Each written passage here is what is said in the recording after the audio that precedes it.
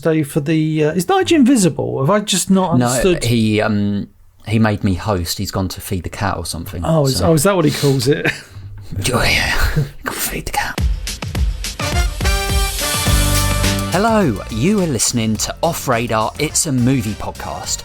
I'm James Smith, a professional film and video editor. I'm James Eatock, a freelance writer and illustrator specialising in 1980s cartoons. And I'm Neil Brock, aka Nige, the man with two names, former film journalist and currently working in the games industry. Each week, one of us picks a movie that all three of us either haven't seen in many years or in some cases haven't seen at all. We each watch the chosen movie, return to the microphone and let you all know exactly what we thought of it. I'd never really had any interest in watching it and I was proved absolutely right. I think it's amazing. I really, really love this film. The film's still a pile of steaming dog shit.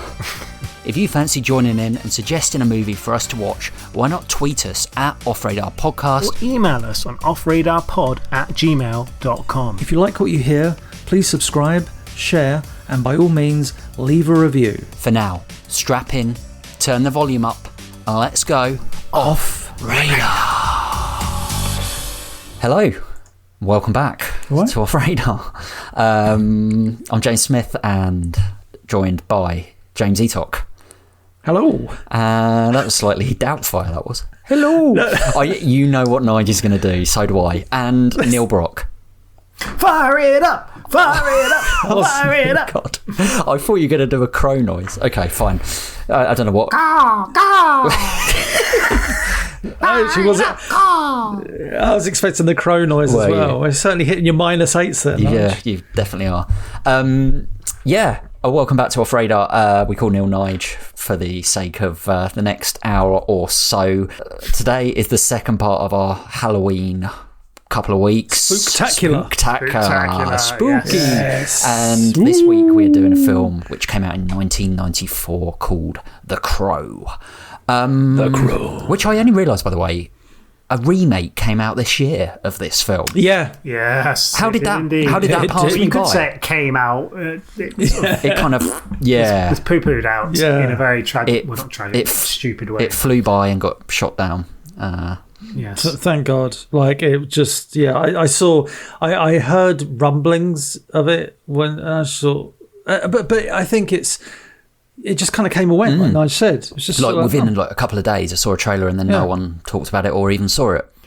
I spoke to a mate who said, they didn't even, finish filming it. It was such a disaster, and it was, an incomplete film that they put together. I will never have anything to do with a Crow remake. So, and even the sequels were... I think I only ever saw one and it was appalling. I just saw, I was looking on that note, I was looking them up. There was a sequel in the year 2000 with Kirsten Dunst. I literally said that to Nige after you went to the logo. I was like, what? Yeah, I said to Nige, did you know there was a sequel with Kirsten Dunst? And I was like, yep. I was like, I had no idea there was any sequels. Neither did I. The Crow Salvation, it was called. Maybe vaguely, but then there was one in I think it was 2008. And I was like, they made a Crow film. The Crow Wicked Prayer that looks like it's got Tara Reid in, so it must be good. Wow. Must be Tara Reid from T to the R to the E. American Pie. American Pie. And the person, if you go and look at the poster for The Crow Wicked Prayer, the lead guy looks like Pete Doherty dressed as the Crow. So check that out. Slightly fat, not hugely fat, but slightly. I've got to do it, haven't I? I've got to do it. Wicked Prayer 2005. I think it's got the bloke out of Angelin who was in Buffy as well. David, whatever his name is. Wicked Prayer. Berenas. Oh my God, that is Pete Doc. That is, isn't it? That bloody looks like him. It's really weird. Ed Furlong's in it. Sorry, we've gone on a massive tangent. That is Ed Furlong, isn't it? And I think that's Dennis Hopper's in it as well. Oh, well, we have definitely reviewed the wrong film today. And it's got 3 out of 10 on IMDb. Wow. Exactly. Anyway, we are going back to the original, The Crow, 1994, which, before we get there, had you guys seen this film before? Eatock, you seen this one before? Yeah, my friends and I were, it sounds crazy, we were huge Bruce Lee fans. So by that very fact, we were big Brandon Lee fans, saw numerous films of his in the early 90s. There weren't that many, if I'm being honest. But I've seen them all. Did you? Showdown in Little Tokyo and Rapid Fire were the two. Yeah, those were the two we saw, and we liked them for their somewhat subpar filmmaking techniques. But he was always quite the screen presence, Brandon Lee. So when this was announced, when this was coming out, my friends and I really went out of our way to go and see it on the opening weekend, and we did. And yeah, it was obviously we won't get into it just yet, but it was a really odd experience going to see this film, knowing that the lead actor had obviously tragically passed away. So it's very, very strange. But yes, I've not watched a single second of this movie since I saw it at the cinema. So over 30 years ago. Wow. Bloody hell. No, that's crazy. That's why just before recording, I looked. I was like June '94. We were there. So you probably didn't remember that much of it then, if you haven't seen it in 30 years. I forgot Ernie Hudson was in it. Yeah. I'm watching it. I'm like, Ernie Hudson. Yeah. Couldn't believe it. And the villain, I was like, oh, him. Know that voice. Yeah. I was like, he played the sheriff of Nottingham as well, or Michael. But not Alan Rickman. There's another one who's. Oh right. He plays that guy, like the Weasley other sheriff. He's got he might be great voice. I don't think Alan Rickman did play sheriff. I can't remember. But anyway, the Kevin Costner, Robin Hood. Prince of Thieves. He's got a great voice. But yeah, and also the guy from the Warriors. Warriors come out to play. Wow, I did not see him. He plays the guy who does all the explosions, T-Bird. Oh, okay. Oh yes, of course, yeah. Wow. Yeah, so I didn't remember much about this film. What about you, Nige? Seen this one? So if you go back to my bedroom in 1998, I, alongside Shaka Hislop, Pavel Sternicek being lined above my window, a few 90s honeys, for want of a better expression, on the Kelly wall. Brook. Lots of Krang pullouts of Everclear and Pearl Jam and Soundgarden. And then at the head of my bed, I've got a giant Shawshank Redemption poster. And above me, as I look up, is a poster for The Crow. So yeah, my brother got it on video, I think, in the mid-90s. I watched it a number of times around that period. But like Etok, I don't think I'd watched this film before this podcast in at least 20 years, maybe longer. So yeah, I was very interested to go back and see how it's aged. That was, I'm with Nigel on that 100%. I was like, how was this aged? This was a film that came out, and I remember what things I remembered about it, or the only things I can remember about it vaguely, were very gothic, kind of embracing that somewhat grungy, Nirvana-ish early 90s take on music. And do you know, if that makes... it's definitely a grunge film. And for me, a lot of The Crow, and I didn't realise this until I watched it again recently, had seeped into my lexicon, and the words I say, really? Can't read another time, saying stuff like that. Wow. There was a few bits where I was like, oh my God, I've said that for years. I could never remember what it was from. That's wicked. So I'm going to mess you up real good. And little things not that I say that very often, but I just remember all those lines just being... No, it's because we don't hang out with Nigel when he's drunk, on the streets really at night, when he's threatening people. Dressed up in black. What's he say? Drugs are bad, and morphine is bad for you. There's so many little quotes where I was like, oh, that's so cool. Well, you'll be interested to know that I have never seen this film. Never seen it? I have now. My goodness. I have now. You'll be pleased to know. Otherwise, it'd be a really rubbish podcast. Otherwise. Well, it might be good because I won't talk. But anyway. But yeah, I watched it for the first time for this podcast. And I forgot to say, it was recommended by friends of the podcast and also friend of us, Bobby Tubbs. Tubby to the T. Tubbs, also recommended, which is interesting, his choices in films. The Fly was the last one he got us to do. So Bobby Tubbs just likes films with the word the start. Yeah. The Crow, The Fly. He's and animals as well. Yeah. So what's going to be the next one? The can't think of any of that. The Eagle. There's probably a film called the Fly, The Crow. Yeah, I can't think of any other. Yeah, The Cat. I feel like we're missing a massive one. Yeah, there is. Good work, Bobby. So and based on a comic book. Any of you read or know much about that? No, the thing is, I remember when this film was announced, it was kind of like Men in Black. It was based on a comic book. It was was it? Yeah. I was big into comic books at the time. I would go to comic book shops and buy the works of DC Comics and Image Comics and other comic companies who should remain nameless. But I purposely avoided Marvelous saying that company word. produced some comics. Marvelous company. No, I would go to comic book shops, but I don't ever recall seeing the Crow comic book. And like I say, when it said based on a comic book, it's like that must have been a real independent comic book. Nige, who was the publisher again? We were looking this up. Yeah, it will be the first one, I guarantee. It was written actually by James O'Barr, and it was for a comic book company called Caliber Press initially, so probably quite a small independent group, and then eventually it was published on like Kitchen Sink Press, Image Comics, IDW. So obviously as it got more and more well known, worked its way up the ladder. Exactly, basically. Yeah. And bear in mind, 94 comic book movies. Not really. No, they weren't. They weren't at all. Yeah, it's actually interesting. Like just a very, very early bit of trivia. When James O'Barr initially kind of there was interest in making a film, he met with some movies executives, and they originally wanted The Crow to be a musical starring Michael Jackson. What? Not. And he immediately laughed uncontrollably, thinking it was a joke, only to find out they were quite serious. And it was actually only when Brandon Lee and Alex Proyas, the director, got involved that it took a more serious tone. So it could have been a very different film. Well, I'm sure it would have had some great music, because Jackson was known for being quite the musician. But my goodness, Joker Part 2 as a musical. Kind of, that's doing very well. Seems kind of ironic. Directed, like you said, by Alex Proyas, who I hadn't really heard of, but he's most known for Dark City, iRobot, and he did iRobot. Oh, that's he also a shame. did Knowing with Nick Cage. Do you remember that? Oh, I do remember that. I QC'd that. I was going to say we Cheerful did Scout. I've never seen it. I'd be interested to see it. Although I enjoyed it. Hit and miss with his films. Didn't he do like Prince of Egypt as well? With like was Christian Bale in it? Or? Gods of Egypt or Gods of Egypt with Gerard Butler, I think, wasn't it? Oh, he really has had a hit and miss career, hasn't he? But yeah, a bit of a weird career, to say the least. And the screenplay was written by David J. Shull and John Shirley. David Jason. David Jason wrote it and played Del Boy. And as you say, stars Brandon Lee, who, if you didn't know, obviously the son of Bruce Lee.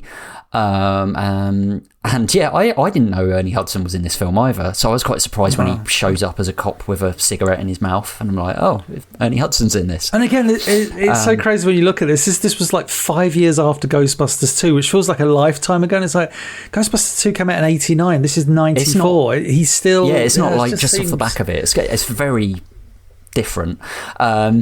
Yeah, of course. And there's a few other. There are. Michael Wincott, members. who I only watched. I told you guys I watched Nope the other day. He pops up in that actually. He plays one of the guys. You said a few of the others already, didn't you? David Patrick Kelly, who's probably best known for being the Warriors. I think he gets dropped off a cliff by Arnie in Commando as well. But he's in a few random things. Very good, like classically trained actor. Tony Todd, the Candyman, shows up in it as well. Tony, that's who it was. I was watching it thinking, I know this guy, I know that voice, I know this guy. Tony Todd, of course it was. And then John Polito as well, who plays like the guy who owns like the pawn shop. The pawn shop. He's very well known for being in a lot of Coen Brothers movies as well. Yeah, he's a very great. Distinctive actor. So there's a few people, but Brandon Lee is the star, and he's also kind of the reason why this film's so well known as a cult film, because sadly he died during the making of this film, and it's kind of a bit of a Hollywood true story, horror story in many respects. And like Etop was saying, he knew going into this film, watching it for the first time, that Brandon Lee had died during the making of it. Bruce Lee's son, who Bruce Lee himself obviously died in very sort of strange and tragic circumstances. Yeah, it was really. I remember like the feeling going into this when we came out afterwards. I remember just all of us were. Because obviously the last thing you see in the film is a big credit which says for Brandon and Eliza. And Eliza, I believe, was the director's, maybe, I think, wife who passed away? No, I think it wasn't it just like Brandon Lee's partner? They were engaged and they were going to get married after the film. And obviously they never did. So it was for her just because of his memory. That's what I thought it was anyway. I have a check, Nige, but yeah, there's something just completely ironic about this film as well, isn't there? That the fact that of course, obviously it's the whole thing is about death. The fact that he obviously dies in the film, which we'll get to in a second. But the fact that he dies in the film and then comes back, there is something like tragically ironic about the whole premise, which escalates that kind of feeling of uncomfortableness when you kind of watch it, especially probably around the time you guys watched it, whereas I knew about it, but and that was even when I was like 15, 16. You just know about this film where Brandon Lee got killed, but that's kind of that's what you know about it, and I think most people do. Yeah, well, the dedication to Brandon and Eliza. So I remember reading about this like years ago. Eliza Hutton was his fiancée, so it is her it's dedicated to. And the reason why, part of the reason why at least, was because she allowed them to complete the film. Like at the time, there was a lot of discussions about whether or not they should carry on, whether or not they should just abandon the whole thing. It could be a big kind of tax write-off. And she was very supportive, and they kind of used extras and like a very early form of like CGI to actually do some of the scenes.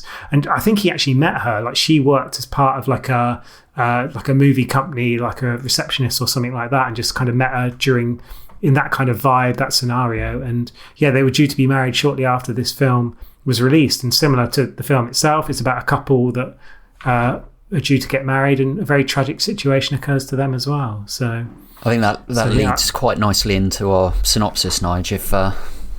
We haven't done yes, I know. Yes, we've gone quite far in without mentioning the synopsis. So here we go. So Devil's Night in 90s Detroit, a night where rather than things going bump in the night, they tend to burn or go boom. So criminal kingpin Top Dollar tightens his grip on the city and its residents. So caught up in this 90s grunge-inspired period is musician Eric Draven and his soon-to-be wife, Shelley Winters, who after starting complaints against their unscrupulous landlords, which kind of leads up back to Top Dollar, regarding their rundown tower block, they find some unwelcome guests at their door. After shooting and tossing Eric to his death, Shelley is viciously raped and left for dead by Top Dollar's boys, Tintin, not the Belgian detective, T-Bird, not the car, Skank, and Funboy. Enter retired Ghostbuster Ernie Hudson, who has a penchant for lighting cigarettes, taking a drag and immediately throwing them to the floor. A detective who doesn't play by the rules, he's busted down to being a beat cop and befriends Sarah, a teenager who was close to the murdered pair. Legend would have it, if a person dies in tragic circumstances, the crow carries their souls to the land of the dead, but this crow took pity and can resurrect their spirit to set things right. Eric therefore returns to Detroit a year on, discovers Shelley's death, puts on his leathers and his face paint, inspiring professional wrestler Sting as he goes, and seeks revenge on those who put him into an early grave. People once believed that when someone dies, a crow carries their soul to the land of the dead. But sometimes, just sometimes, the crow can bring that soul back to put the wrong things right.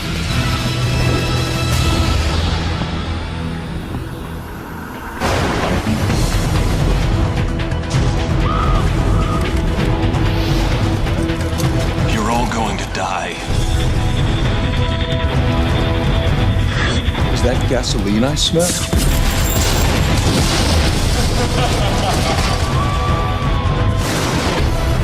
Victims, aren't we all? We open on this kind of swayy shot. A very 90s stage, miniatures. Yeah, rooftop. Something that has aged not very well. The fires in particular look really dated and poor as they're coming out of the buildings. But yeah, much like we discussed in many of our Batman episodes, we've got this very dark and dystopian and gothic, I think that's the word for the whole podcast, place that feels quite alien. And we float into this murder scene straight away. But what you notice straight away. We kind of get a narration, don't we? From the little girl, right? Sarah? Yeah, so she plays the narrator throughout the film, and it kind of, we have a crow, we're following the crow, there's a bunch of stuff about that. But you're right, we go straight into the murder scene. But yeah, the atmosphere straight at the beginning of this film is... it's really interesting because Brandon Lee kind of climbs out of the grave and a crow is nearby and okay, what's going on here? And yeah, it's a very different start and take to what you would call a superhero movie, kind of in the sense of a revenge film. You know, it's like that kind of Kill Bill thing, isn't it? It's like they've both been killed, and basically the point of this film is him avenging the death of himself and his wife, who has died. Well, yeah, we get the film opens, and then we get we were on the crime scene, and then it cuts to, and Sarah, the young girl, she's on a skateboard. She turns up because she's like, why is there a fire at my friend's house? And her friends were Eric Draven and his wife, whose name I forget. Shelley. Eric Draven and Shelley were her friends, basically, kind of like, you know, they almost like adopted her because her mum's a junkie, basically. Because her mum's a junkie, doesn't have any parental figure in her life. So Ernie Hudson, who's the cop, he basically tells her, oh, you know, they're going to be okay, and she's like, why are you lying to me? And it's really kind of beautifully done scene and beautifully shot, where he's like, come on, and he kind of embraces her, and then it cuts to 1 year later, and there's a really lovely scene where he's getting a hot dog and she rolls up on a skateboard, and it's like, oh, they're friends now, they're associates. It's like, we didn't need to see this montage of them becoming friends. It's like, now she knows he's like the local cop on the beat kind of thing. And she's an old soul as well, isn't she? She's not like a little beautifully kid. said. She's just like, she's pretty down to earth. Because she's had to fend for herself. Exactly. She's very streetwise, but what she also does for the audience is bring that innocence to the film, where you're basically you need that kind of like innocence and vulnerability, and she brings all of that that the audience can most identify with. I thought the good thing is, and I was worried because, like I say, I hadn't seen this in 30 years, is that she starts off narrating the film, and I thought, oh no, is she going to narrate the whole way through? And they don't. I think she maybe narrates once or twice. So I thought that was really well done, because it would have been so easy, especially with a comic book film, to be like, comic books are known for narration, panels, you know, the inner monologue, and that's in a film that's achieved with like a narrator. And I was like, I'm so glad they kind of eased off on that and let the story tell itself. But I think narration like that in general can be very lazy, can't it? In those sort of films, well, it can also be quite dated as well. Like the opening narration, whilst nicely written, feels a bit like, I was buying comic books in the 90s. There was so much of that inner narration of like, this is a city that never sleeps. I'm going to make sure they do crab sleep permanently. They do it in Batman is kind of like the one Christian that Bale, did it, you know, even his ones. But anyway, you're absolutely right. I'm pleased they didn't as well, because they that opening shot on that, and I was like, oh man. It's a cheesy rubbish opening shot. Is this going to be and then with the narration, I was like, oh my god. But when we see the flashbacks, the one thing I really like about the flashbacks, because they're present throughout the film, the flashbacks of the murder scene, the horrific murder scene, the rape, I love the way they're shot. They're like, most of the film is very kind of, I don't want to say Tim Burton-esque, but obviously that is his aesthetic, that bits, gothic, dark, you know, inspired. It's like Sleepy Hollow-ish, kind of. I'll go into that. But the flashbacks are very bold in their colours. Like the contrast is like big reds. I've got the contrast, lots of reds, lots of purples, lots of blues, and it's almost hellish of this understandably horrific scene. So it's really lovely that when you cut back to that, it's not a dark, foreboding, gothic flashback, which you would go, wait, when's this taking place? Or I get this as a flashback, but by putting it in such a stark contrast with the rest of the movie, every time you see it, it's even more shocking, because you're like, Jesus. He originally wanted to shoot the film in black and white. Wow. And the studio were like, no. So what he did, because the comics were black and white, so it's obviously being heavily influenced by that. So he used colour. Really, he was only going to use colour in the flashbacks just then. Right. So instead, he had them like super high contrast, and then shot most of the film in like this like monochromic colour theme mixed with like the reds and the kind of the dark greys and stuff like that. So it really makes it stand out. And I agree. I love those scenes. And it's almost like, because quite often the flashbacks are sort of done through Shelley's eyes, like when she's being raped, she's looking at them, and like when Tintin's got the knife and he's licking it right in front of her and stuff like that. It's almost like the blood in front of her face where she's been heavily beaten up and stuff like that. It's really nicely done. The editing of this film is superb, like just in general. But those scenes, like, they're very quick fire, almost ahead of its time in some regards. Well, they do lots of like, it's the frame rate is also very kind of juttery type. It's almost thing. like slow down the frame rate rate, but it plays out the same. So it's like, it's almost like 10 frames a second or something. So it kind of blurs and they even have so it's very dreamlike shots like from the crow, the actual crow bird, like from the point, eyes as well, point of view and stuff. I did like those. They're those like moments. black and white, aren't they? Those bits are black and white. But you're right. It does almost, when you say black and white, it does almost feel black and white for lots of the film because it is so dark and grim. But it's super stylized, isn't it? And we kind of mentioned the gothic nature of the film. I think at the time, a few people criticized maybe the content of the film, but everyone was kind of uniform in saying the style was extremely impressive. And I will say... Sorry, go on. Sorry, Ash. No, I was going to say, you're talking about like the darkness of it. I will say the one thing that I think this film kind of excels in that sense is how many... and obviously Tim Burton's Batman 89 and 92, Batman Returns did the same thing, is that those films and The Crow, I feel, are like able to delve into that gothic world. And if anything, I think The Crow is darker than Tim Burton's in terms of... Yeah, you don't have like the purples, the brashness of the Joker. No, exactly. The green hair. And I think what this film does is sometimes when you fall into that trap of making a very gothic, dark film, the visuals become almost flat and very hard to do. What am I looking at? What's that? What's this? This film never shies away from that. And again, I hadn't seen this film in 30 years. One thing that I could not believe, and I was kind of really happy, is that they made him a very down-to-earth character. Because I thought... Yeah, he's not like a classic superhero. He has conversations with Ernie Hudson and with Sarah. Yeah. I'm jumping ahead, but I was shocked how very quickly into the film he's obviously he goes through. We see him come out of the grave, like Smith said, and he kind of goes back to his apartment and he picks up his cat. What's the cat's name? It's stuck in my Gideon. The thing with the cat as well. It's a white cat, right? It's like yeah. The contrast to again, like that kind of like so. It's like an innocent, helpless creature, and it's a creature as well. But yeah. But the thing is, like, once he applies the makeup, I was very worried we were going to get into this kind of, again, inner monologue of, I am the Crow, I'm this city's medicine, I'm going to take care of this. I am now. Yeah, exactly, yes, but he's not. I think a lot of that was Brandon Lee, like the way he kind of came into it. And I think that the writer, James O'Barr, was like, Brandon Lee, like he'd seen him in like Showdown in Little Tokyo, was like, who's this guy? Feared it'd just be some weird like kung fu movie, go straight to video. But when he first spoke to him and saw him on set in the outfits, he was amazed by like his take, because like Brandon Lee totally committed to this, and how he spoke the exact lines from the comic, and he ad-libbed a few bits as well, which added kind of little bits of like dramatic and like funny moments, like the scene where he's hanging out with Ernie Hudson in this hotel room. These will kill you, like the cigarettes and things like that. There's loads of really nice bits, and I think the look is so strong. So just to finish on this, like go for it. When they first did it, like obviously when you wear a face paint in a film, there's that big issue, like every scene, let's retouch it, and then it's like, it doesn't ever fade away or anything like that. And Brandon Lee hated the way it was looking. It just wasn't working. So he said, every night I'm going to apply the face paint myself before I go to sleep,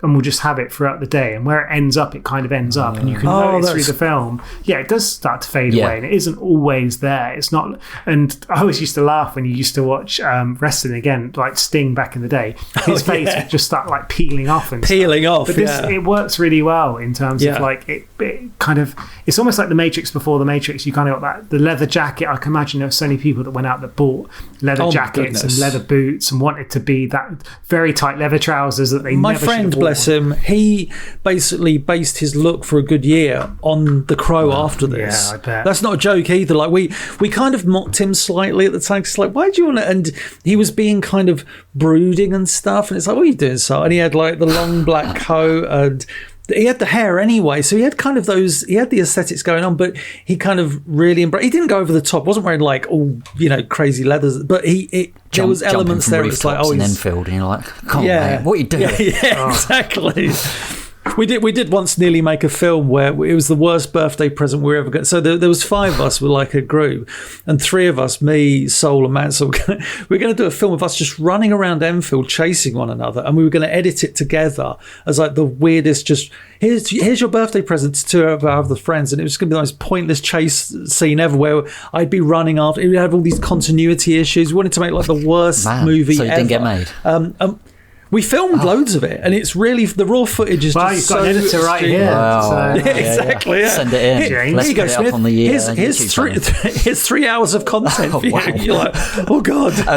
But yeah, it was. I think you're right. Yeah, I mean, I like coming into this film. He's so charming in this role. I It's weird. haven't really seen. Well, I haven't seen weird. any of his work. I'd known of his work, but yeah, you're right. He is charming. He adds this kind of physicality to the role as well, where because it's such a physical and demanding role.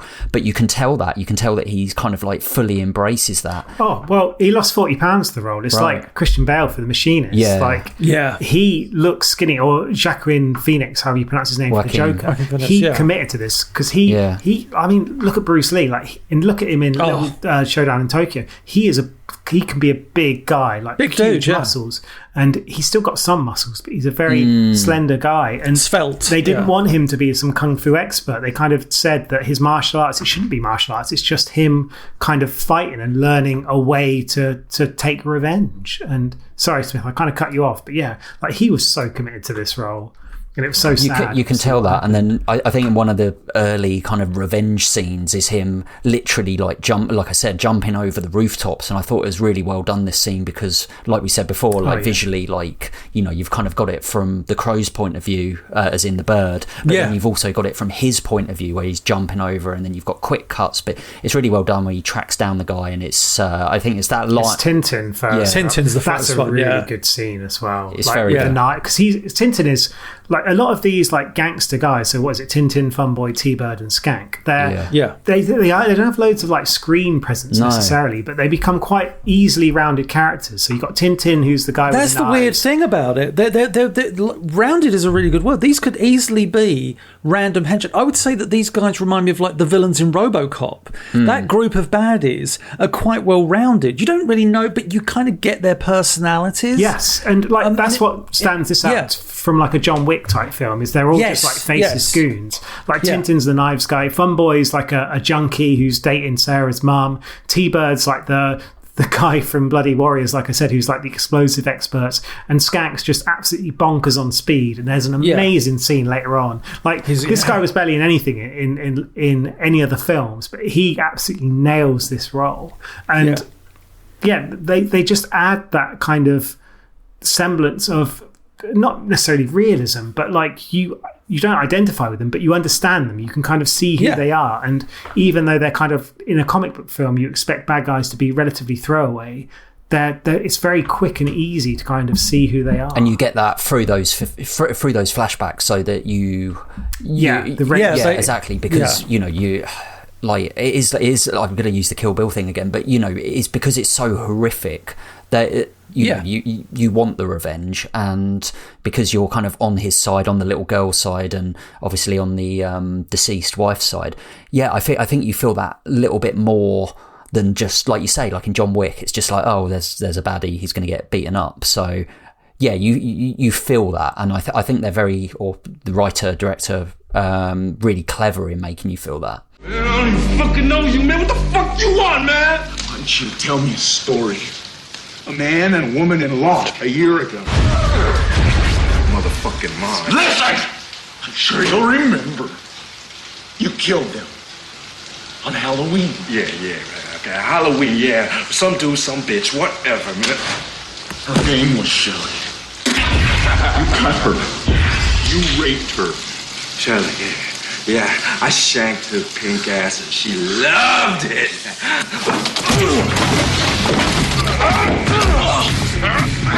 But also, what I like is their complete, almost like hatred and distrust for one another. Their only unity is chaos, almost. That sounds very dramatic. Fire it up, which is like a lame thing that you would only get in the 90s. Like, I'm going to bring it back. Don't worry. Nigel's going to bring it back. But there's I think the first scene we see of them together outside of the horrific murders, when they're around the bar and they're trying to out-idiot each other, and one kind of puts a bullet and drinks it down with a shot. Another one puts out a cigarette on his tongue. Another one, I think, eats a bit of broken glass. I think they're all doing bullets, but like one does it without a drink. So it's like, oh, it's much more hardcore if I just swallow it whole. And stupid shit like that. Did you know you can now subscribe to Off Radar It's a Movie podcast on YouTube?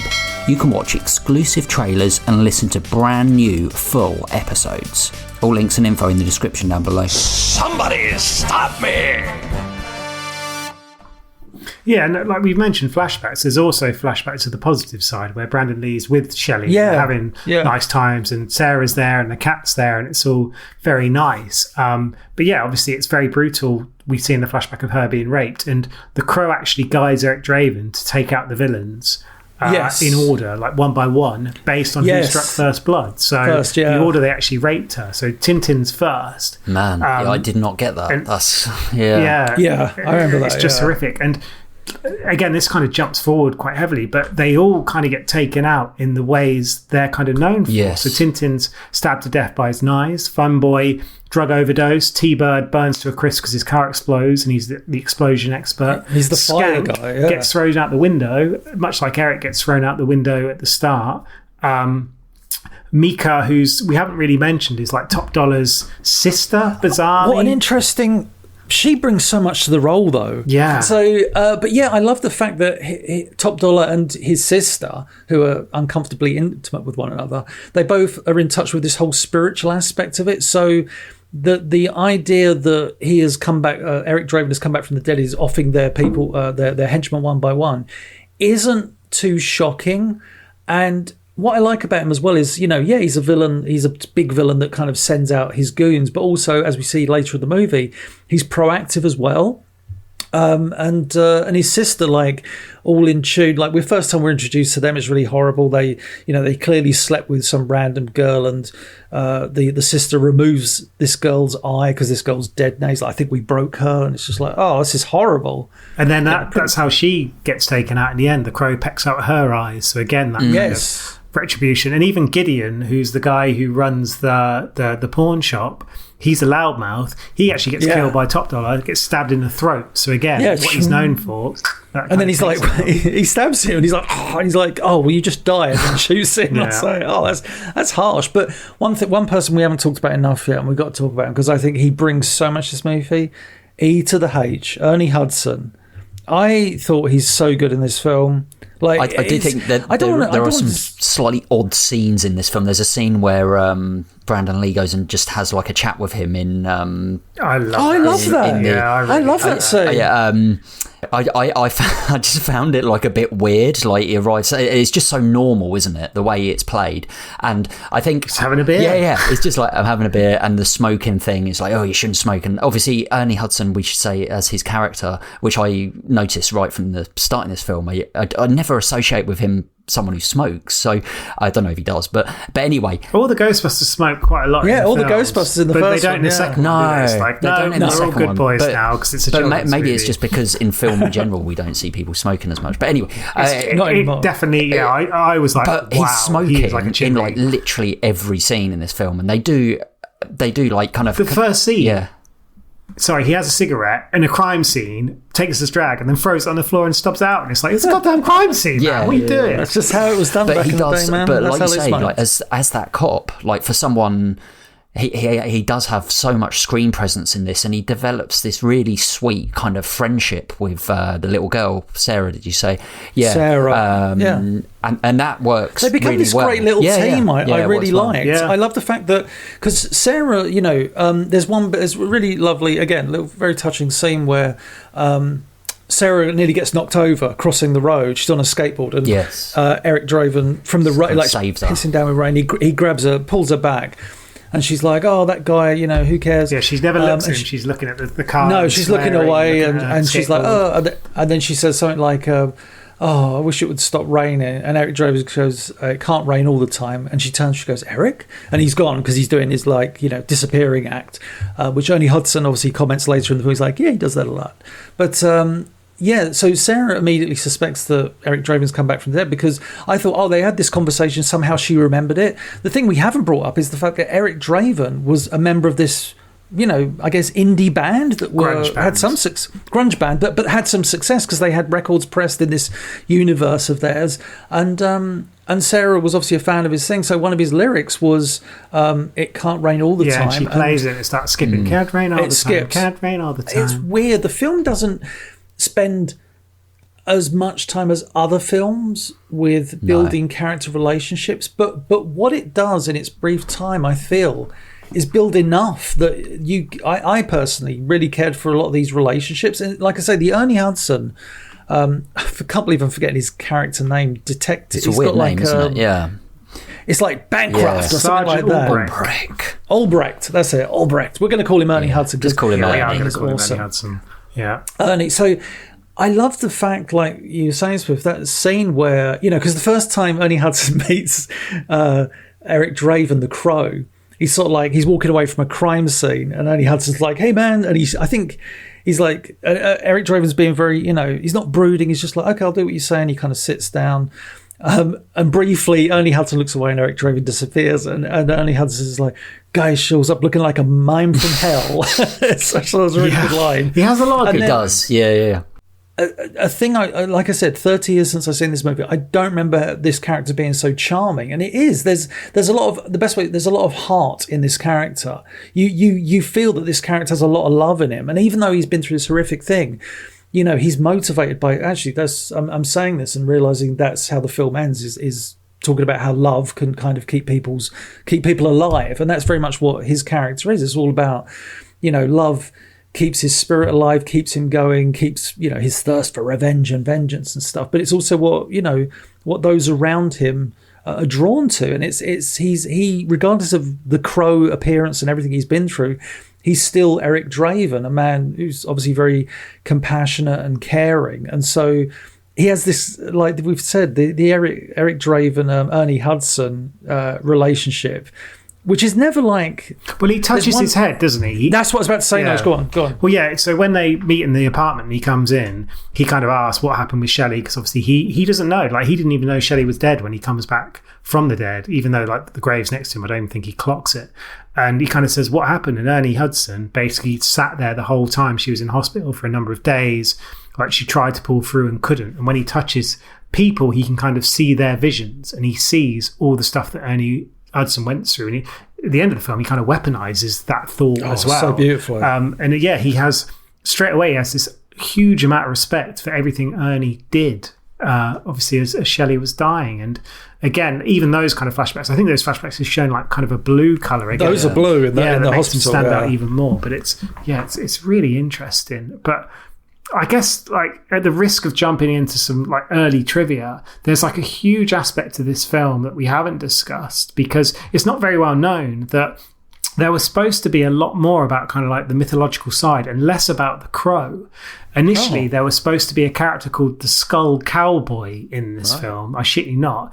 Played by the guy, you may recognise him from like The Hills Have Eyes. He's also in like Mad Max 2 and Weird Science. Oh, the bald guy. Yeah. Michael Berryman. He was supposed to be a cowboy who basically had a very similar experience to Eric Draven and was stuck in the land of the living for all of eternity. And he was going to be an experienced guide to guide souls who have come back for revenge and kind of inform them, rather than have the narration, inform them of the rules of kind of coming back and how he can follow the revenge and then still reunite with his fiancée in the afterlife. And there was loads of deleted scenes where the cowboy would explain that if he did anything not related to seeking revenge, he would lose his powers and be stuck in the land of the living. And the first one that was supposed to be in there was the scene when he's with Sarah's mother after he kills Fun Boy. He squeezes the morphine out of her wrist and says, like, morphine is bad for you. And because that was a selfless act to sober her up, he temporarily like loses his healing abilities. Oh, wow. But a lot of this stuff was kind of considered and shot, because in some of the scenes you see him with like black tape all over his body where he's tried to kind of tend to his wounds. Well, obviously he shouldn't have wounds because he's invincible. Oh, I see. And each deleted scene had this like Skull Cowboy basically providing information of why he's not going to be invincible anymore. And kind of the end scene, it comes along that when all the sort of killers are disposed of and whatever happens, that he couldn't go and rescue Sarah because Top Dollar like didn't have any involvement in his death, when obviously we do find out that he does. Yeah. And so he does a selfless act of going into the church to kind of save her. Pretty cool. That was sort of completely different, and they just had to like completely recut it because they realized they were watching it back and was like, like we've said already, like how sort of grungy and dark and interesting this film was. If you just had a random like skull cowboy, they said it just stood out so much and just didn't work at all. And also, I'd argue it doesn't need it, this film. Like I like the bit what you said there at the end about him like selflessly going to save Sarah, knowing he's going to lose his powers. But that's a nice touch. But you don't need this guide, as it were, because there's not much he needs guidance about, really. Like you say, it's almost like a guide to your superpowers, isn't it? And it just seems completely unnecessary. Yeah. There's a point in this film, so I guess I'm getting to my biggest problem with this film, which I'll just be interested to get your takes on. I would say for 75-80% of this film, like you said, he's invincible, right? Until basically we find out later on that if they kind of kill the crow bird, then you destroy the man. I think they even say that line or something. Yeah, she kind of figures it out, doesn't she? I find, but for that reason, for most of this film, it's basically Brandon Lee going around and there's no peril or jeopardy to his character because I know he's not going to get hurt by anyone. So when he's taking this revenge, although I totally get the point that, you know, like I want the revenge and the humanising and, you know, the character development that we've come through that. However, I don't feel that sense of, oh, he's going to get hurt. You know, like it didn't feel like I didn't have that kryptonite early enough in the film, I guess. Whereas in Superman, for instance, you find that quite early. I get that, but I know what you're saying, and I completely understand where you're coming from. But at the same time, you always know that Superman's going to end up waving at the camera at the end of a film. I would say like any action film, you know the lead's going to be all right. Like they might have a wounded arm or something. No, like I know, that. but there's I know what you're saying. No, you know, for that first, I mean, I know he's obviously always going to be all right, but I just feel like, oh, it's just like some invincible guy beating loads of people up for a good hour. Like John Wick. Yeah, exactly. Like John Wick in that regard. I think the way you have to look at it is, what is the film? Is it about the revenge, or is it about you know, this character's journey? And I know that sounds a bit wanky, but I just mean that I think it's less about his peril and more about the kind of journey he goes through, you know, trying to accept the fact that the life he once knew is gone, trying to come to terms with there's such evil in the world, and also this sounds a bit weird, but like making new friends in like Ernie Hudson, and obviously reaffirming his friendship with Sarah.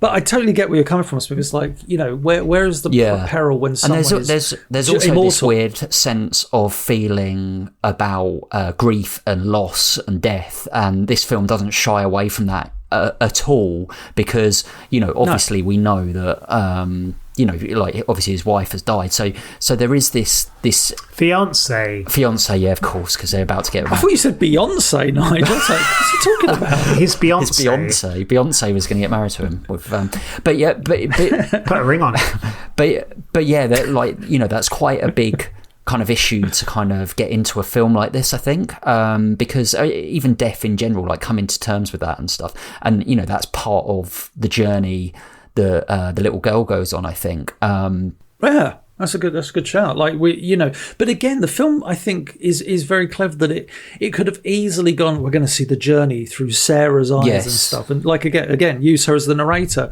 and it's so, maybe clever's too big a word, but it's reserved enough that it doesn't go into these tropes that I think it could have easily gone down. Let's be honest though, the scenes that kind of, I don't want to say date this film, that made me go like, oh, but again, they didn't hold on. It was him on the roof playing the guitar. Yeah, that doesn't work, does it? But it's brief enough that you're not like... when you see the kind of ghost of Shelley, I didn't like that either. Yeah, for me, I would say... I always thought the bit where Brandon Lee got shot in the film, and like you said, Smith, it was the bit where Funboy shoots him when he comes into the apartment. And there's actually a really interesting... like, do you know Robert Stack, the kind of American actor? He did a lot of... What's the show? Unsolved Mysteries. They did one about how it happened. Oh, right. There's a really interesting YouTube video out there that I recommend you going and watching. But anyway, the point I was going to make is that I always thought the scene he got shot was the scene where he jumps up on the table. He's like in this warehouse where all the gangsters are before the next Devil's Night, because it's going to be the Devil's Night to end all Devil's Night that Top Dollar's arranged. And all of them kind of shoot at him at once. And I assumed it was that scene, because he gets shot, he falls off the table, then he gets back up and starts like taking them out. I feel like that scene, it gets to the point of like almost ridiculousness that, he is invincible. He's just taking all these people out. And these are all kind of like nameless faces that he's going crime through. Bosses, and I feel like the film loses its way a little bit towards the end, and even the final showdown isn't as good as it probably could have been compared to kind of those earlier moments where he takes people out. I think that for me is the main aspect where the film loses it more than anywhere else. And again, I've kind of, when we've done some of these podcasts, I reviewed some of these like revenge films, and it gets to the point where it gets a bit video gamey, and you kind of lose that little bit of interest. And I think that was kind of the point for me, rather than maybe what you could consider a slightly schmaltzy ending with Shelley, or the bit you said, Etok. Like for me, that was my sort of, not breaking point, but the point that perhaps it didn't sort of stick it quite as well as others. I totally agree, but there are some really cool like fight scenes, but like some of the stuff he does in that. There's some really great, cool. the kind of, the sword fight in the rain is great, that scene. There's lots of great scenes in that regard. I'm going to say that the way he finally kills the guy is I forgot all about it, did not see it coming when he grabs his head, and he's sliced, he shot him or whatever, and Eric Draver's on the ground kind of thing, and he gets close. And there's a weird moment where Top Dollar is almost like, I understand why you did all this. Like, I understand this revenge. It's almost like the bad guy is, seeing Eric's journey kind of thing, going like, but he goes, and if it's any consolation, it's like, you made me smile or something. He means like, in a twisted sense, but and he's still a villain. And then he says something. It's a charismatic villain. Charismatic villain. But then, Eric Draven grabs his head, and he gives him, was it 30 hours of pain all at once? And it's all basically all of his wife's fiance, her 30 hours of basically going through pain as she died, and he puts all of that emotion, all of that agony, terror, agony into Top Dollar at once, and Top Dollar just basically falls and gets quite the graphic death. I was he lands on like a gargoyle, and the blood comes pouring out of its mouth.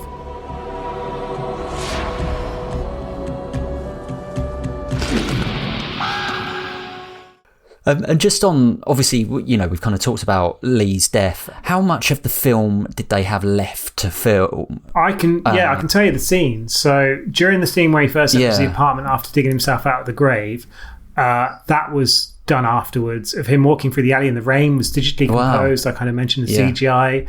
And the scene where he walks through the doorway, there's also they added drops of water to the door frame to make the water on his back not seem out of place.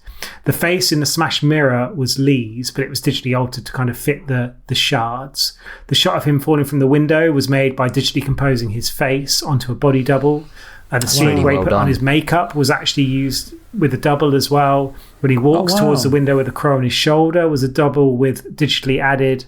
And then when Sarah visits the apartment, you might notice we never actually see Eric's face. He's constantly looking away from her. That scene was also a double as well. So there's a decent amount, you would say. Yeah. And especially in 94, right? Remarkable. Yeah, you don't notice it at all.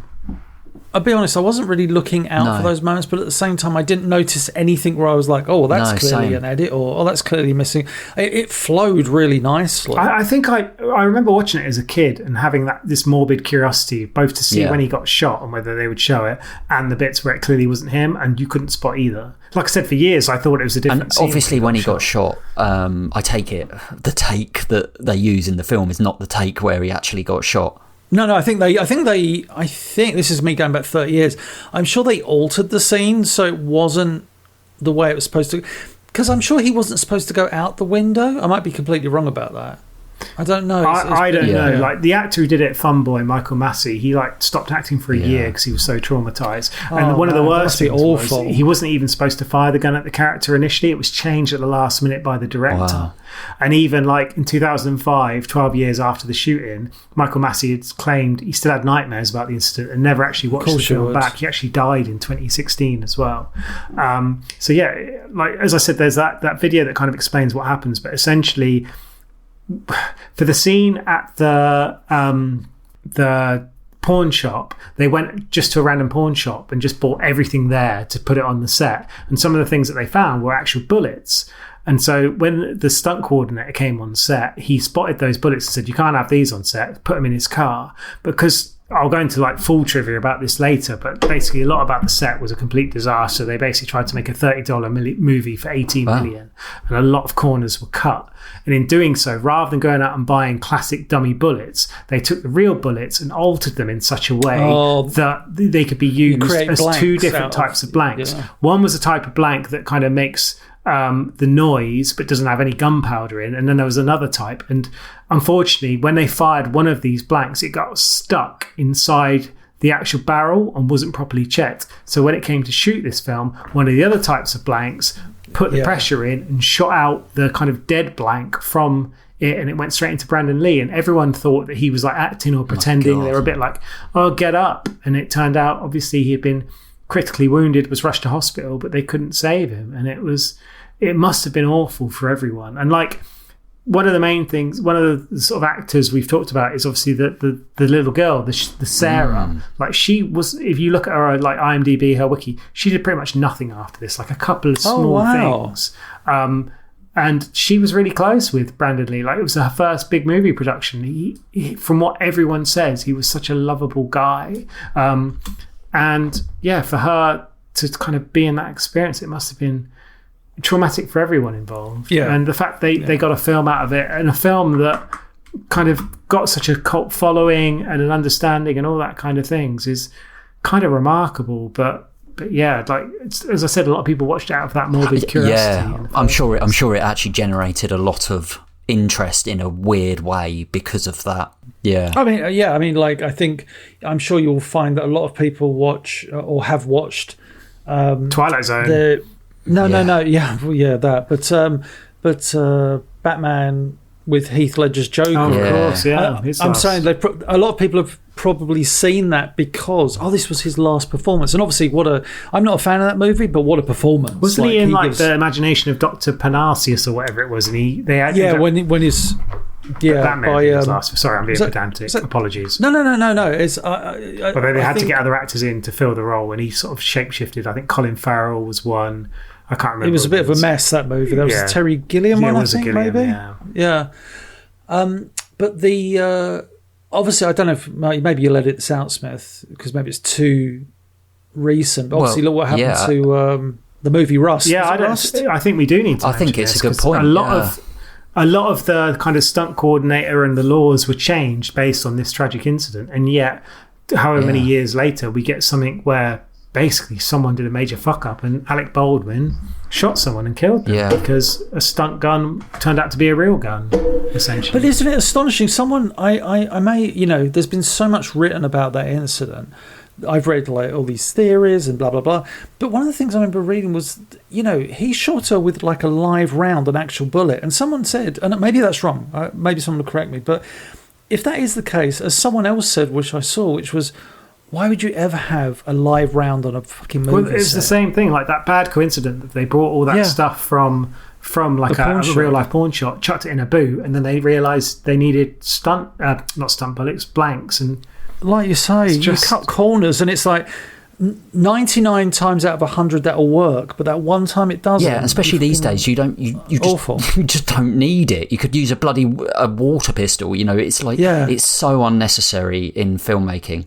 I get in film wanting to do real effects, like a real gun, but like, if you're aiming a gun at someone, you either say, right, how many blanks? You're absolutely right. 5 or 6. There's no place for a bullet anywhere, but especially on a movie set. It's just. I mean, you got to feel for the. You feel for the person that died. In the case of Rust, it was the stunt woman. In the case of The Crow, it was Brandon Lee. But the person firing the gun, like regardless of what people have said about Alec Baldwin, he killed someone.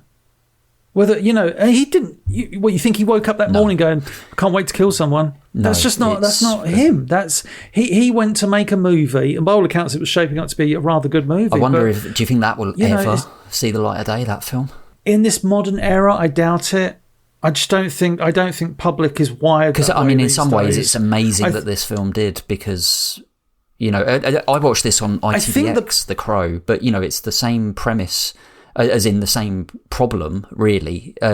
Same problem, but I think there's. I think maybe the problem with Rust. Again, I stand corrected, maybe, but I'm sure that the problem is that Baldwin was heavily involved in the producing of the movie, and therefore some of the blame is put at his feet because it's like, well, you're a producer, so you should have. It's interesting because for The Crow, they never filed a suit in terms of a criminal suit. There was negligence. There was a huge payout to Brandon Lee's mother and his fiancée as well, but there wasn't any criminal stuff. It was ruled as like accidental negligence rather than anything more untoward than that. But whether or not in today's climate that would have gone a different way, who knows? But yeah.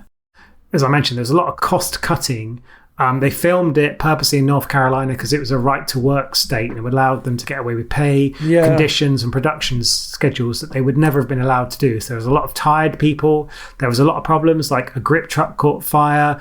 A disgruntled sculptor crashed his car through the studio's plaster shop. There was a crew member who drove a screwdriver through his own hand. There was like a hurricane that destroyed a lot of the outside sets, so they had to go indoors. But then they still had the same schedule they had before, so a lot of people working nights. It was so cold that the camera rails had to be de-iced during filming by riggers with blow torches.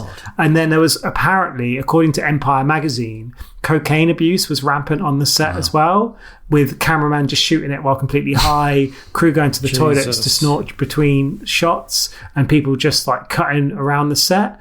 And one crew member recalled hearing the sound of a sneeze on the set one day and annoyed Brandon Lee, being like, someone just lost $50. So he was aware of it and clearly very pissed off with it. So if you have a set where people are cutting corners and making mistakes, I imagine it happens a lot because like movies they're massive things, and knowing business, like everyone kind of is making it up as they go a lot of the time. Yeah, tragedy can happen. Absolutely. I mean, that guerrilla style of filmmaking sometimes leads to the best results. Like I think Robert Rodriguez is one of those directors that in his early career found great success with kind of let's cobble together and see what we got. And it's like, oh, wow, I've turned into this, for the time, relatively good hit maker. Same with Tarantino. But you cannot cut corners, man, especially when you're doing like studio movies. I think this ended up being... Was this released by Miramax, wasn't it? In the end, so it was originally a Paramount film. And they were going to write it off as a tax write-off, and it kind of went through another organisation. Miramax ended up doing it, and in the end, Paramount got it back when they bought someone else out many years later. But in terms of the actual film itself, as I said, it had a budget of around, ended up with $23 million because obviously all the CGI stuff they had. But I said it was a $30 million film they were trying to do for almost half the price. And it made like $94 million, so it did well. And I imagine it made a lot more money after that on like video rentals and all that kind of stuff. And obviously all the terrible sequels that later came out that tried to live off that franchise, shall we say. Do you fancy sending us a film to review or letting us know your thoughts on a film that we have discussed? All of your comments will be read out in our end of season leaderboard episode. Email us on offradarpod@gmail.com. Tweet us at offradarpodcast. Message us on Facebook. All links and info in the description down below. Do it! Do it! Like James O'Barr, who I mentioned, obviously wrote the film. He bought his mum a car and a surround system for himself with his profits. and he donated the rest. And he said, I was such good friends with Brandon, it just felt like blood money to me, and I didn't want to profit from his expense. And he kept that a secret for as long as he could. It's not charity if you get credit for it. So yeah. Wow. And a couple of things about Brandon Lee. Like, one of his favourite films was actually The Warriors. And so when he got to work with David Patrick Kelly, he was like super, super overjoyed to be working with him. But Brandon Lee was kind of an interesting soul anyway. I remember seeing like before the days of kind of like DVDs where you had like interviews and all the extras on special features. I remember on the video there was like a really weird like, and after this film there is Brandon Lee's last ever interview where he kind of talks about life and making the most of things. And he said, like, how many times do you see like the sun come up in the morning? Like, something you really take for granted, you may only ever see a couple more times. And apparently he was very much like had this morbid fascination with death, and he owned a hearse that he would drive around. He would visit lots of famous graves and would like listen to the Doors and some of their songs, which are kind of that way sort of inclined as well. So it's kind of interesting. Well, obviously very tragic what happened. But yeah, I would kind of like that. You know, you'd say, oh, that's kind of weird behaviour. This morbid curiosity with death, given how his father mysteriously died. Yeah, of course. Do you know what I mean? It's how are you not going to let that affect your life? But the other thing as well I want to say about Brandon Lee is what was amazing about him. Like I said, my friends and I were fans of, you know, the few movies he made, as we said. But it was amazing that he didn't. How easy it would have been for him to train to become like this top martial artist and make very easy moves into action films. You know what I mean? Like Son of Bruce Lee, in the actual Son of Bruce, he could have made films after films, but he chose to do something his father chose very close to the end of his life. Like Bruce Lee was famous for being a martial artist that eventually became an actor. And really, when you look at Bruce Lee's films, the only film in which he's a legit actor is Enter the Dragon, because Fist of Fury, The Big Boss, the other ones. He was in the Green Hornet TV show as well, wasn't he? That's true. Apologies. Yeah, he was in the Green Hornet. But for the most part, there was always some wonderful interviews with Bruce Lee where he talked about wanting to be an actor, but the Chinese movies he had made beforehand, I think the first four, those famous four, were him kind of just still being a martial artist. But he wanted, I think, had Bruce Lee lived past Enter the Dragon and had, you know, other movies, you'd have seen him doing less of the martial arts and more of the different films. And I think that's where Brandon Lee kind of weirdly, kind of bittersweetly picked up from his father's legacy of like, okay, my dad did the martial arts thing to break into Hollywood. I'm going to continue that legacy by going into, you know, avant-garde films, or in this case like a gothic superhero movie. And I think had Brandon Lee continued to live, he would have gone into, you know, very serious acting roles and doing other things. I'm not saying this, I'd love to serious role. I mean, but yeah, like, we'll other things. But but again, I always went, you know, I always, you know, I've lost quite a few people over the last few years, and I always say like it's always lovely, might be the wrong word, but I don't know. I think it's always lovely when you look back and say, what is someone's legacy?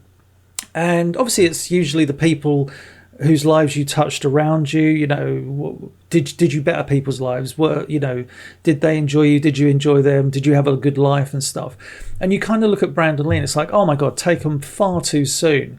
But I think he did leave a legacy, and for like moviegoers, The Crow is almost like, as we've said, eerie, the content of it and how it's his last movie. But at the same time, I think it is, and this kind of hints at, I guess, my review of where I'm going, is that I think it's a really kind of wonderful curtain call for him. It's like you will forever be remembered as this was your final film. Like I said, you know, this is lovely. I've got to finish my trivia, for God's sake, man. Oh, sorry. So let me do that. Sorry. So quickly, last bits of trivia. It could have not even been Brandon Lee. River Phoenix and Christian Slater both turned down the role of Eric Draven. And Cameron Diaz turned down the role of Shelley because she didn't like the script. So maybe she didn't like the Bone Cowboy. So that was it. The Skull Cowboy. One specifically for you, Etok. Top Dollar's nightclub was found in the abandoned cement factory called the Ideal Cement Factory in Castle Hayne, North Carolina. It was also used as a filming location for Shredder and the Foot Clan's hideout in Teenage Mutant Ninja Turtles in 1990 and Super Mario Brothers from 1993. So there you go. No way. And then the last Warehouse got some final action. bit of trivia to finish us off. Even though the movie based on the comic is called The Crow, none of the birds featured in the film are actually crows. They're all ravens. What? All ravens, much larger than crows, and have a longer, more impressive beak. So I hope you enjoyed The Raven. The Raven. Well, let's see what our reviews, if they reflect that. See, I feel that's very natural. That was so break it up and go a bit. Yeah, rather than go like, the Crow 5 next year. Yeah, Crow 7. Okay, so yeah, as you say, no, I haven't spoke much in this. I was enjoying listening to you guys talk and kind of forgot that I should probably say some words. And you did also is difficult. Yes. Say some words. Do not be sorry. Yeah, like I said, never seen this film before. Always been really intrigued, but it's kind of weird. I've never thought I want to watch this film, which sounds quite strange. It's never appealed to me. The only kind of appeal back then was obviously because Brandon Lee got killed. Nothing about the story appealed to me before watching this film, if I'm being brutally honest. So I really wasn't sure what to expect. I love the look and the feel of this film, the atmosphere. I think you guys made some great points about how well defined some of the kind of supporting cast are in this film. And I think that's a really good point. It's probably a point I overlooked when I was watching it, how, you really feel that kind of detest for the baddies, as it were. And also, I think you made a really good point about, Brandon Lee's character not being this kind of, the dark destroyer of night, and I'm going to find them. It doesn't transform into, this supervillain thing as much. Like I said, the editing, being an editor, I thought the editing was superb in this film. I do feel like, there's moments in this film where it does feel a bit dated. However, actually, because of how well it's edited, you kind of forgive that. Acting's really strong. Hudson's great. The little girl's great. Shame she didn't want to act after this film. Brandon Lee's superb. I think he does have this screen presence and this star quality for someone who's not seen any of his work. So, all I knew is, someone who died on a set that was the son of Bruce Lee, and maybe a lot of people will probably have that same kind of thought. However, there is a bit of a but with me. Like I said, it does get to that point in the film where I was like, okay, this is, this guy just, there's no jeopardy. I did feel like it was just like someone, beating people up and winning for a lot of this film. It was only when, you kind of get that kryptonite, as we say, a bit later on. So I do feel like that kind of let it down a bit for me, because I was kind of like, it's just like one baddie to the next. It's that revenge thing. So yeah, and the ending, I do think it loses its way a little bit. I do feel like the first half an hour was brilliant. I think the bit where he kind of comes past that and you find out that he can be hurt is really good. But then I feel like the ending was just like, oh, it's okay. And I don't know, maybe it's hard because they're cutting around an actor who doesn't exist anymore, which, it's remarkable to even have this film made. So I guess my review's mixed. So I should probably give it, a fairly mixed, but still, what I think it deserves. So I'm going to go with what I wrote down and go for a 7 out of 10. It's not that bad. I enjoyed this film, but I just didn't love it. I wasn't, and I don't want to give it a score just because it's this kind of cult classic that a lot of people because exactly. Brandon Lee I think passed that's away making disingenuous I get it. to how we rate and review the film. But that's my honest take. Go on, Nige. I mean, you had this plastered over your wall next to Kelly Brook. You must. It wasn't Kelly Brook. No, I genuinely can't remember Eric Draven's head on Kelly Brook's body. Oh yeah, I should have done that really. Or the other way around. Kelly Brook's head on. There was definitely someone from Hollyoaks on there at one point, but that's showing my age. Anyway, so yeah, this was a massive nostalgia trip for me. Yeah. When you suggested this at first, I was like, oh cool, and then I was like, oh God, I really don't want to revisit this because I have such fond memories of it. I don't want to tarnish those. And I watched it, and I'll be honest, I could quite happily watch it again now. It's that kind of film.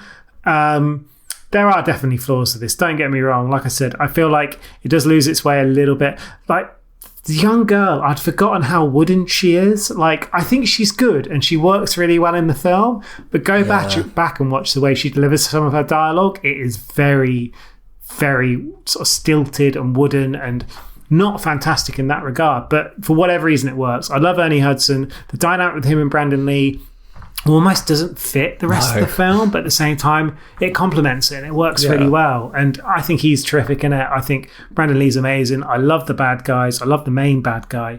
I don't like the ending very much. I don't like the when it sort of goes beyond the first four to just like random heavies and stuff like that.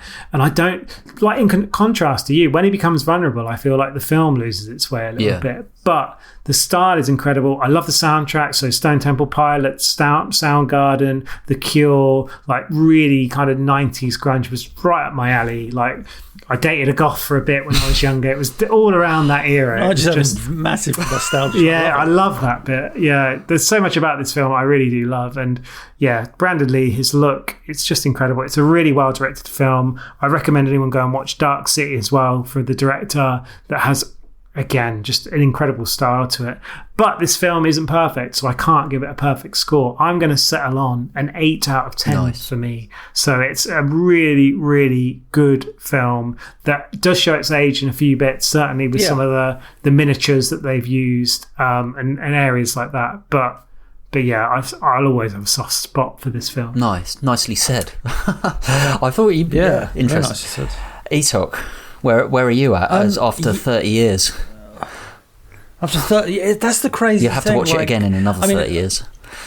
Yeah. Well, no. My early spoiler of my review is thank you, Bobby Tubbs, I guess, for reminding me that this film existed. Because if I'd seen it on a TV listing, which I'm sure I've seen it numerous times listed, I'm like, oh yeah, Crow, because I saw it 30 years ago and I just didn't remember that much about it. And I don't think that's a reflection on the film itself. It's just, I was 18 at the time or something. Maybe the mindset was different. Maybe it was weird going to see a film in which the lead actor had already passed away.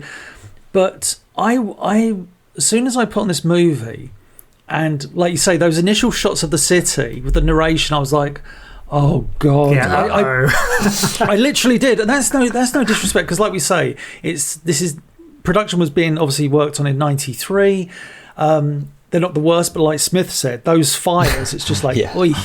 But you have to look back and go, this was 30 years ago, which is again scary. And then very soon, I think like it was helped by Ernie Hudson, the little girl, like you say, Nige, not the best actress, but I thought her character was really. I like that. It was important to kind of have camaraderie, chemistry. Yes, definitely. It works. Like it works. It almost shouldn't, but it does. I think Ernie Hudson is probably very underrated in this movie. I think he's integral to it. I think without him, the movie is nowhere nearly as good. And obviously, Brandon Lee. Again, if you'd said to me yesterday, before I saw this film, what was Brandon Lee like in The Crow? And I was like, brooding, and I'm the Crow, and silent. And it's like, shit, he's actually, like I said, grounded. There's humour in it. It's a wonderful performance because it's so vast and varied, and it's not stuck in this, dare I say, Christian Bale Batman of, remembering this film, it's the film where Brandon Lee died. Watching it again now, it's like it's the last film that Brandon Lee made, but fuck me, it's a great film. Really, really entertaining. Really loved it. Really liked the characters, everything about it. Like visually, incredible film as well. Very surprised about that. So yeah, didn't expect to like it. Came away loving it. I'm actually I never thought I'd do this for The Crow, but I'm actually going to give it a 9 out of 10. Wow. I really fucking enjoyed this movie. It's a big score. Smith, your wow there and sounded like a wow. And what did you guys think? Do your best crow impression, or a raven, or a cat. Don't ruin the illusion, Smith. Get in touch. Email us on offradarpod@gmail.com. Tweet us at offradarpodcast. Let us know what you think of The Crow. 2024. And happy Halloween, everyone! Halloween for 2 weeks ago. We don't have to watch the new Crow, do we? Unless I don't think I want unless it. Bobby Tubbs meant the new Crow. You're like, oh shit. We need your help. We are looking to grow Off Radar and release more and more high quality content. Please give us a review on Apple Podcasts or wherever you get your pod. And why not share with your friends and loved ones? Help me help you.